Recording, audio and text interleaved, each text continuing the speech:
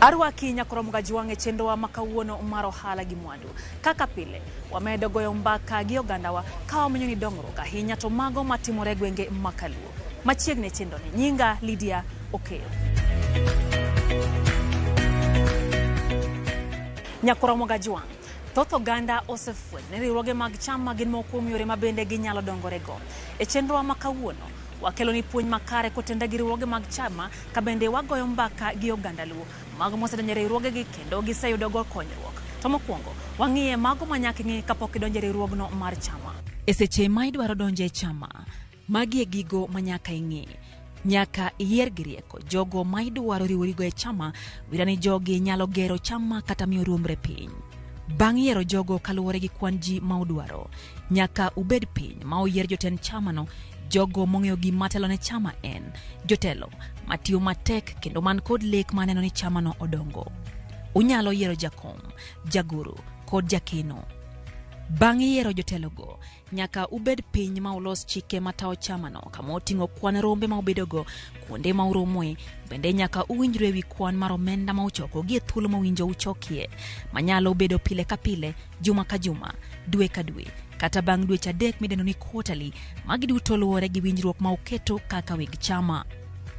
Ei chike go, nyaka uket chike mamiyo ng'ato inyalo gole chama no, ahinya ka ok oluwore gi chike mag chopo e rombe ma upango kaka chama, bende nyaka uket chike marito omenda ma usechoko mondo geng' lal mar omenda go, kata tiyo kodgi e yore ma ok owinjore. Nyakoromuga juang.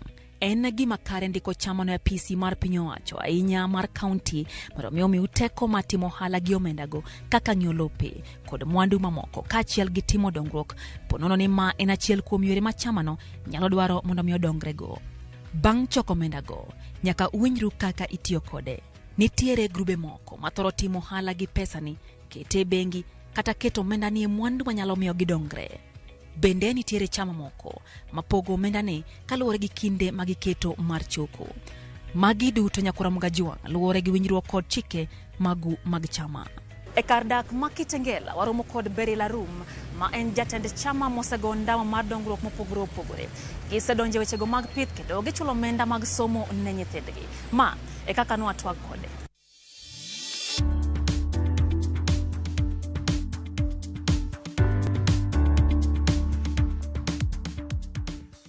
Aniluonga ni Beril Atieno Arum. Anyanya kach. Kamoro ni Paponditi. To adak Kitengela. Ema time ohala. Ohala matimo ni an go ohala awach na riyo. To ohala gite nachako through chama. En mana pesa moro matin tin. Awacho gani kidogo kidogo ujaza kibaba.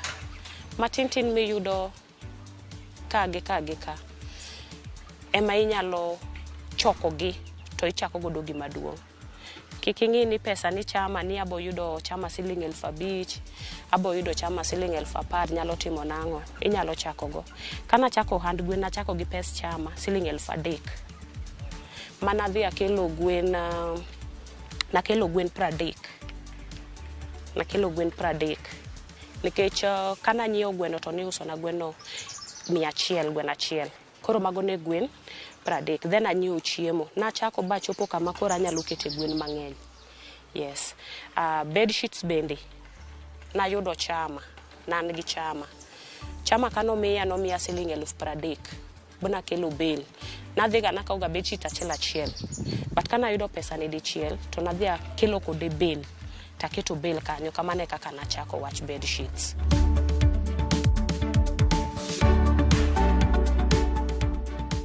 Samidwa chako chama. Kik idonja e chama nikech winjo ni Beril ni e chama. Kata ni nitie chama moro ma Beril timo. Kik idonja e chama ni ionge gi mpangilio, ionge gi purpose, ionge gi target. Donje chama king'e ni a target chama adwa tim. Ji donje chama gi reasons mopogore opogore. Ng'ato donje chama ni odwa chako ohala, ng'ato donje chama ni odwa gedo, ng'ato donje chama ni odwa chulo school fees. Koro purpose mari nyaka bed mopogore. An kana donje chama kana chako chama to nan gi sababu manomiyo awuok piny awacho ni chama ni ka donje adwa chule, to chama ni ka donje tadwa ni mondo timna ohala mondo maybe standards maga oidh malo. kikabeda beda in ng'ama in kwayo nyaka sabun.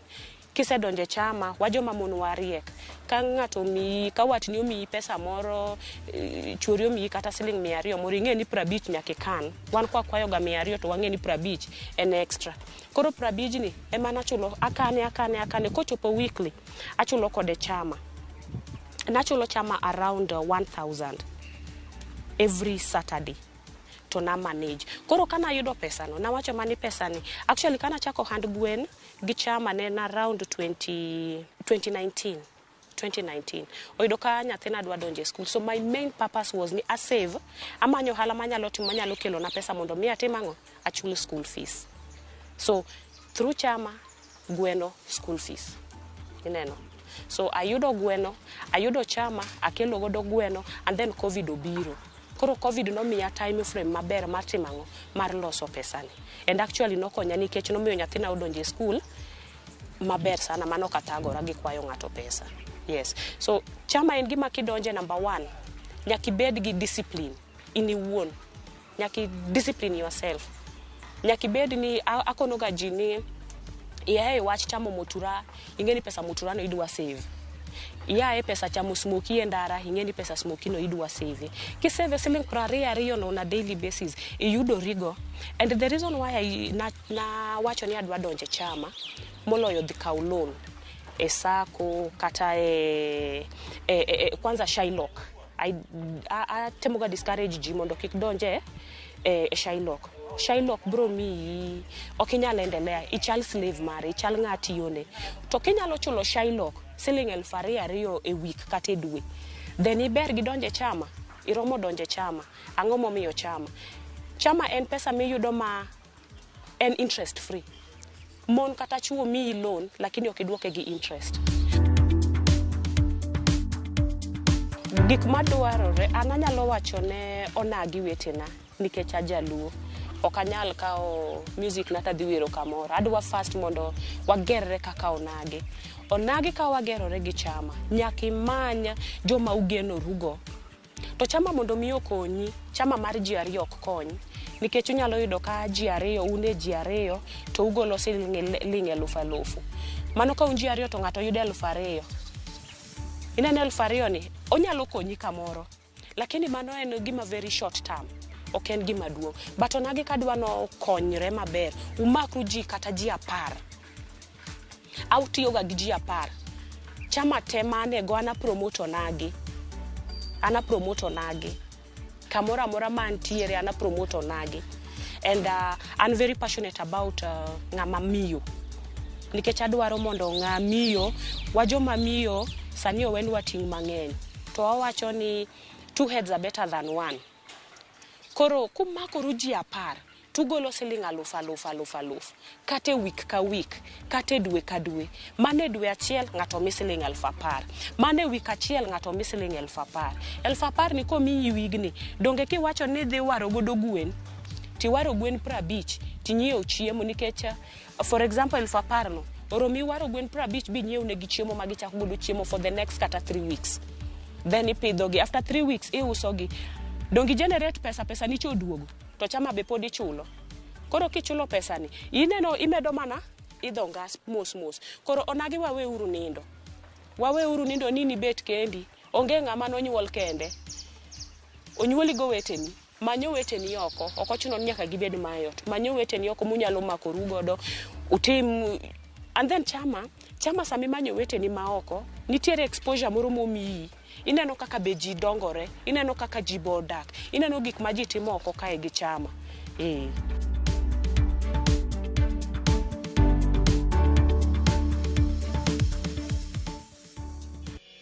Nyakoromo gajuang.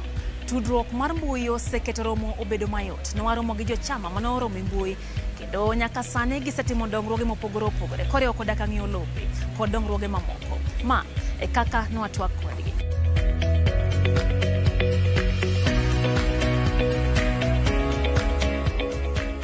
Aniluonga ni Elizabeth Atieno Ondego, but nyinga mong'ere kabisa online iyuda Eliz Mande, mane nyinga mong'ere kabisa. An nyanya kach to adak Utawala Nairobi. To ane founder mar online chamas. Online chamas osekonyowa kabisa yore mek dongruok. Nikech yudo kaka in kendi, onge gima inyalo timo kendi. Nyakuriuru eka mondo yud kaka uloso kata gimoro. Koro iwa ka wan gi grube mang'eny. Wang'eny but wan gi grube mang'eny matindo tindo mek dongruok. Mok wachiwe pesa, ok wami ng'ato pesa. Pesa ichoko to ka in jo ohala tika ohandi no tikete pesa no. Koro kaka an mokwongo an gi tanko group. Kar tangika wan gi supplier. Supplier no en wachoko pesa ka group no nigi ji 12. Koro oran for 1 year. Koro dwe ka dwe itero ne ng'ato tangi. Location en kamora mora in Kenya. Katibed Uganda, katibed Nyakach, katibed Kisumu, katibed Siaya. In chiengni ko chopo to supplier cha kawo mana details ni to tero ni tangi. Koro in pesa imichulo. Kae mano an kende chama mar household. Household ka wanyiewo gik ot. Microwave, TV, kombe, dining, yani wafanish go ot. Kanyo be ok miyi pesa. En ni ubiro together nikech samoro in gini otami nyiewo ka in kendi. Koro nyakubed ji 10 kata ji 12. Eka mondo iyud kaka girino kochopo chieng'no iye ka be wan gi supplier wa. Ma kidwaro fridge to kelo ni fridge, kidwaro microwave to kelo ni microwave. Koro sani wan gi chama ma kidwaro bag machal kamae. Ibiro to waketie chama mar 200 siling 200 pile pile. Siling 200 pile pile kochopo godhiambo iyudo handbag. Kidwaro wang'eny gi gik moko, handbag opogore ka. Kidwaro machal kamae ibro yudo. Kidwaro miting'o kidhigo office, idonjo office ka madam momakre gi mon matekre gi tek. Koro magi te korumo to jochama kenda chaka dhi to jochama chak miya stock, wanyaka gitebo banking ma kidwaro tidhi imi pesa tichaki duoko gi interest, a very low interest 2%. Koro wan wa encourage joluo mondo riwre kumoro achiel mondo wagerre. Iga machako manyien ni wadwa neno ji gi ohala madongo dongo. Ng'ato kik bede ot wacho ni an ba okanyal, okinyal to siling 100. Ichamo godo mandas pile pile, inyiewo godo soda. Siling 100 ni kikawo miketo kuma ji ntiere kumoro achiel. Wayudo ji 100. 100 kila ng'ato kogolo siling 100 mano 10,000. 10,000 ko miyi sani mama. Idhi godo kacha ichako ohala ni moro mar uso nyanya, uso kitungu, uso omena, uso rabuon, doge mano bro konyi. Koro profit miyudo by the end of the day ichaki gole, ichaki duoke ichulo godo chama. Kin kendo ichaki dhi nyiewo gimoro manyien. Tiendelea godo to kamano kaka jigerre. Chama ber. Kitimo chama, especially kina ohala, you can actually be able to track ohala, you can track your money, and also in terms of saving, because kitimo ohala to kine kaka seche moko tek ki you're not supposed to deposit money. Koro seche moko bedo matek, but you know kine chama it's like a reminder, it's like a daily reminder. You have to work for the chama. Yeah, so anajala convinced Gio donje chama, especially kitimo wala ni kata kondiki tich. Chama ber. In the long run, ibo neno kaka bro konyi. You know, matin to kandalo the more ki save, the more you get motivated. So then for the longest time we associate chama gi mine, like ni mine matimo chama.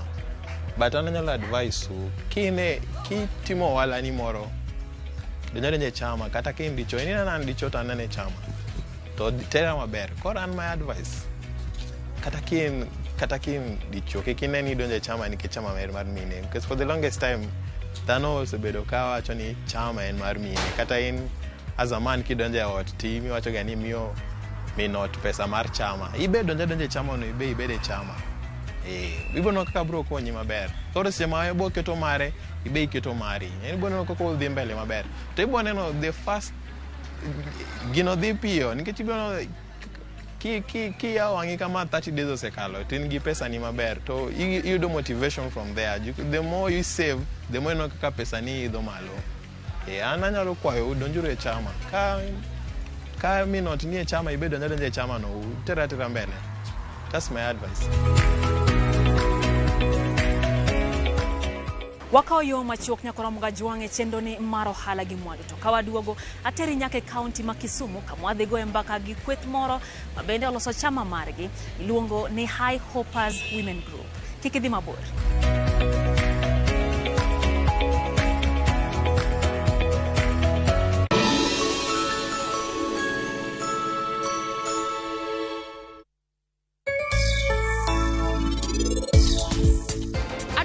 Lweteni kamora achiel kasti kwa ng'wono gi luoro.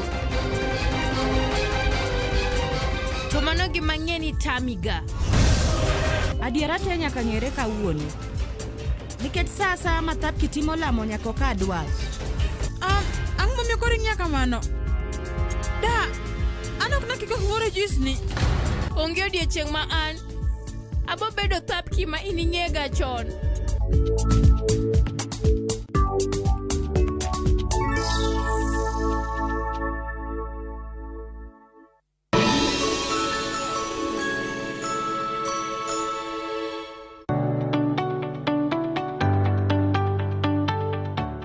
Bedo kod dalani kata odi iwuon ma ok ichul dwe ka dwe en mwandu maber ma inyalo bedogo ka irutaya.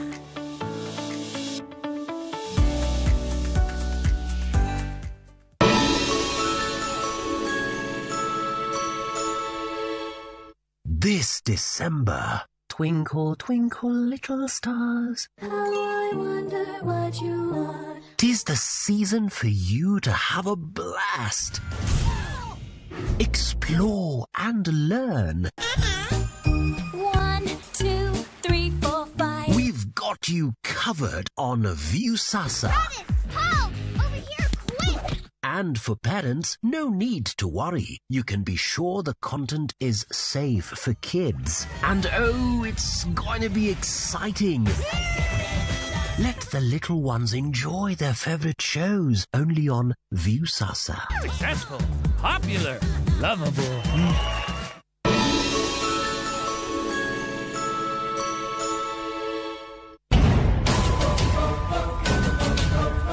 Ngima iye okikore. Samoro rieny. Erokamano. Kawuono biro wacho mana weche mamoro. Ka samoro to iye tek tweta. Ana yie monda tho, yo ka yie mondi tim gik midwaro go. Seche moko jadwar lokore le ma ipedho. Shrata! Jogo mane hiero lokore jasiki maduong'. Nikech timbe ne njore, to kendo jawuoro mapok anenoga. Indiwe mondo thoda kwa ywak. Ng'wech en mar manyo hera. Hera mar adieri. Hera ok chiwre nono, nyaki chiw hera kiyud hera. Dago ngima kendo yudo hera. Ji te mantiere odni oheri ahinya. Thapki, wuok tich nyaka ngeso, saa 2:15 otieno, mane Ramogi TV.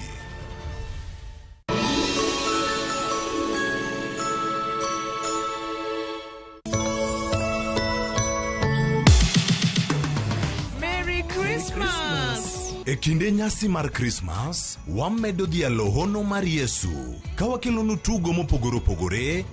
Koro. Nikech en Christmas wakelo yien. Nyaka tuke mabiro moro nyithindo.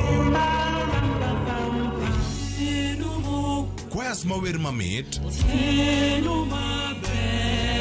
Kod gik moko mabeyo beyo. Mane Ramogi TV.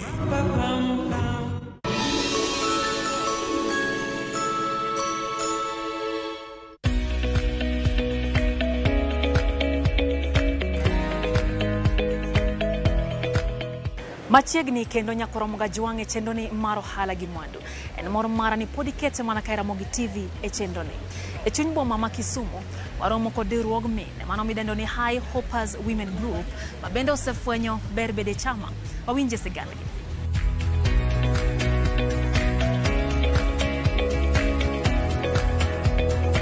An nyinga iluonga ni Susan Odhiambo, an chairperson mar High Hopers Self-Help Group. High Hopers Self-Help Group kata riwruogni nwachako nikech wan jok ma oriwore kamoro achiel, to wantiere gi riwruok mar ohala kendo watiyo kamoro achiel. Koro nwachako chokruok mar High Hopers Self-Help Group nikech nwaneno ka sama wantiere kamoro achiel to ntie gima wanyalo timo manyalo miyo wabed gi dongruok e ohala wani.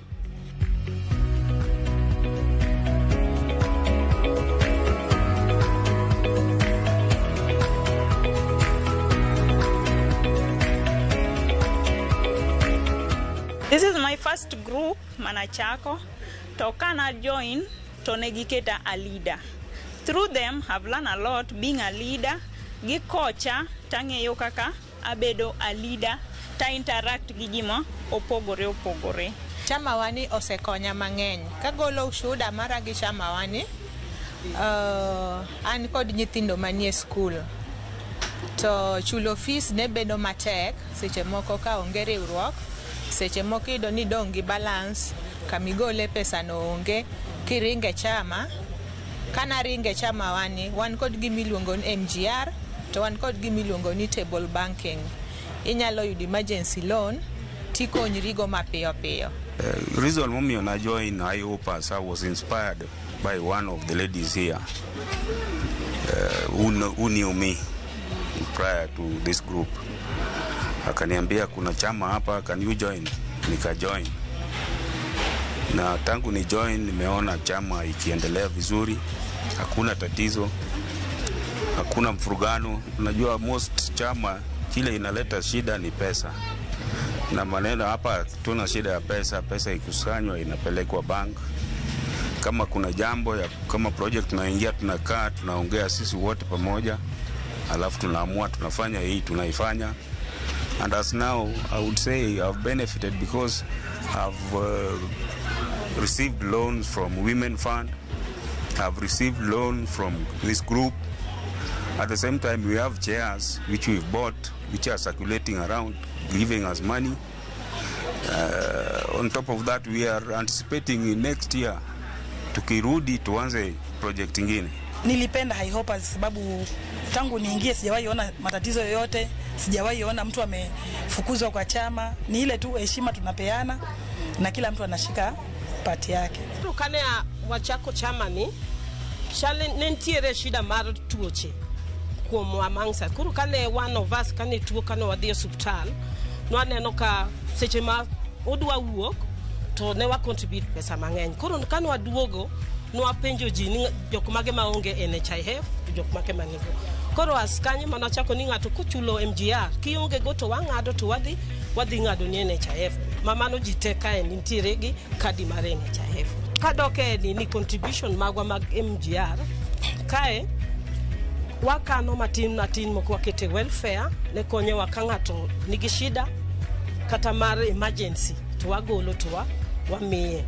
Gima duong' mamiyo chama dhi maber en hard work, self discipline, character to gi unity. Gik moko ang'wen gi ka ji oriwre kamoro achiel, gibed gi one mind, kendo ka gin gi goal achiel mar development, chama nyaka bed gi dongruok. To kapo ni nitie jomoko e chama ma are not disciplined, to character wise bende they are not disciplined, to kendo ka ochopo sa contribution to they are not committed to giving their contribution on time, chuno ni mondo jotelo mag chama ogol jogo oko, nikech jok machal kamago ema miyo chama ok dhi mbele, ema miyo dongruok mar chama dok chien. But sasa mantie development, mantie commitment to gi unity, to gi hard work, kasto gi discipline in character and in everything, chama nyaka dhi mbele.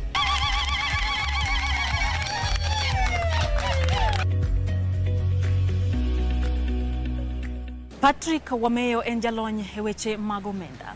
Ne watwa kode ewi kaka inyal ta chama mokel dongruok ne jokanyo. Ma e kaka ne watwa kode. An Odhiambo Wameyo Patrick, ajao Genya, Yenda, to Nairobi ka, gi Afrika nzima, ane tiegruok ma yor pesa, apuonjo ji gi benki, weche mag pesa, ji individually to institutions. Erokamano kuom yie kendo gombo mag oganda jokanyana weche gi mag omenda. In kaka jalony e weche mag omenda, ere paro minyalo miyo oganda moriwore kendo choko omenda gino miluongo ni chama ka giseketo omenda ni kanyakla? Ere kama ginyalo kete omenda ni mondo mi okelnegi dongruok kaka jochama? Mokwongo en bet gi mpangilio maber. Group no ne higni 10, higni 5, ok pesa ma December kaka kosa December tipogore pesa ji chamo. Kama ne chama ma untie to mane chama ma dhier. nikech Christmas biro bet e higa ka higa. Christmas ok bi lokore.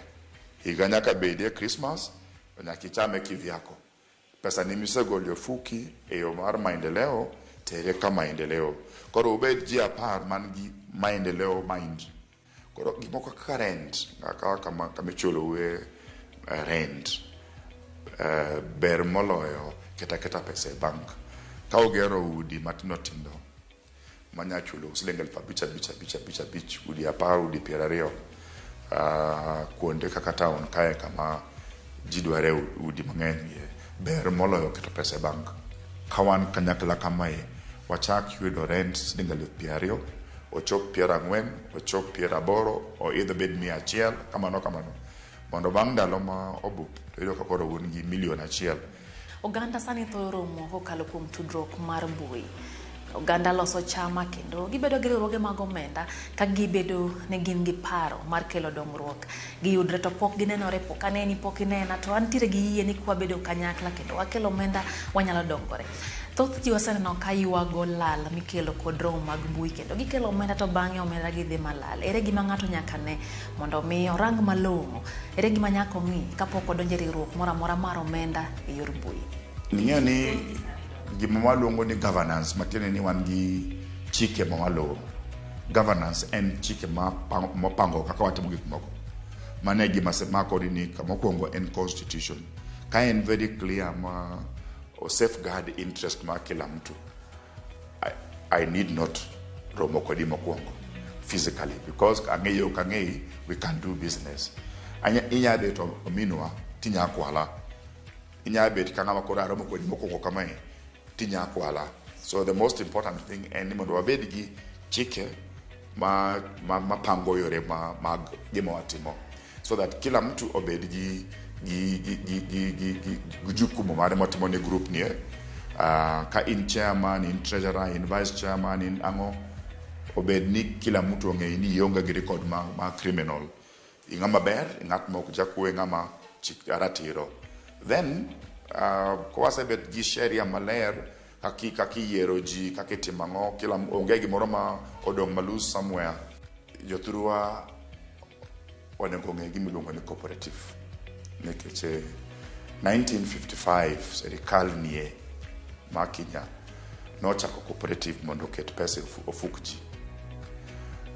Osebet gi ministry higni mang'eny, lakini jodalawa bahati mbaya mzungu ok nokelo cooperative gwengewa nikech lopwa ok ne ber.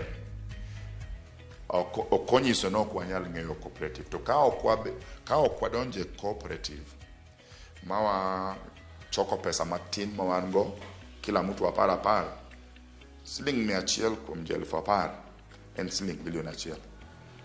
So 10,000 riders mani Nyanza go, kadine bed ni grube go kuonde ma gintie giketo 100. Sako moro ama bank moro nono $1,000,000 at the end of one day. $1,000,000 end of one day, end of 30 days, end of 1 year, en pesa mang'eny. En pesa makao idok mako di holo, titimo kodo gimoro, pesa miolo nitie, koren mahole, timo good idea, ichaki chule, iendelea. To kao kitimo mano, ionge capital yofuki, tibo bed kod capital yogi. Iwuoyo mawaka machine.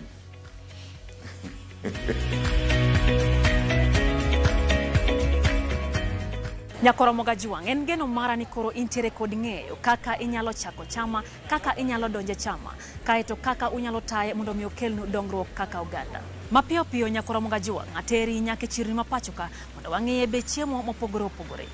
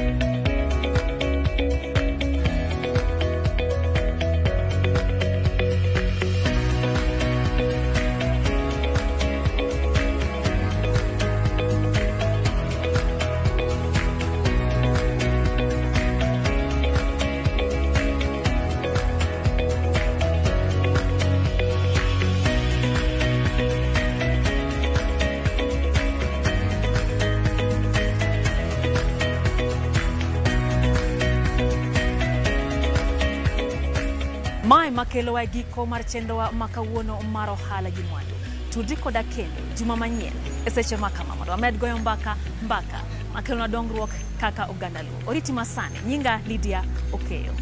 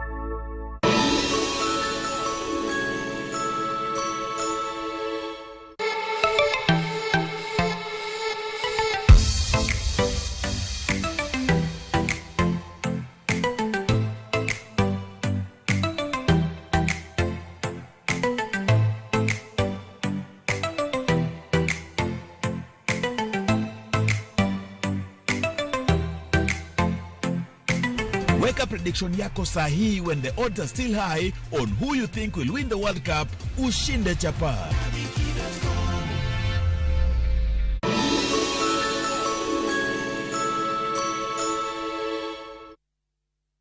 Raundi ya tindi gotigara botaka imenya sai maiga. Ehosori enyira nainde embouke gima. Wa? Biore. Ngasai mbiana chorete. Hakino mbogo boli mbaigwana ina boli ga. Wazimba ta getinya tichi. Kero musachi hoteli yeye. Na eraroti. Ombogo tabwatire baga. Ngitate muntagochi. Otaite somoni yaku. Asenge nchisa takitipo soku. Kulinde kende tige komutanga kulinda enibo amune yamate yaye. Ayo muntako ire kiaraiga. Engo kunere. Tengera ege teacher. Egosori enyekigima yaruliko aseviu sasa bono.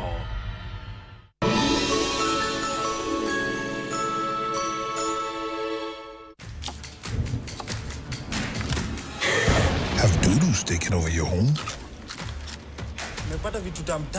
Get Bolt and get your home back. Unlike other insecticides made from toxic synthetic pyrethroids, Bolt is made from 100% natural Kenyan pyrethrum, making it gentle on you but deadly on flying and crawling insects. When doodles strike, stop them dead. Get Bolt insecticide today.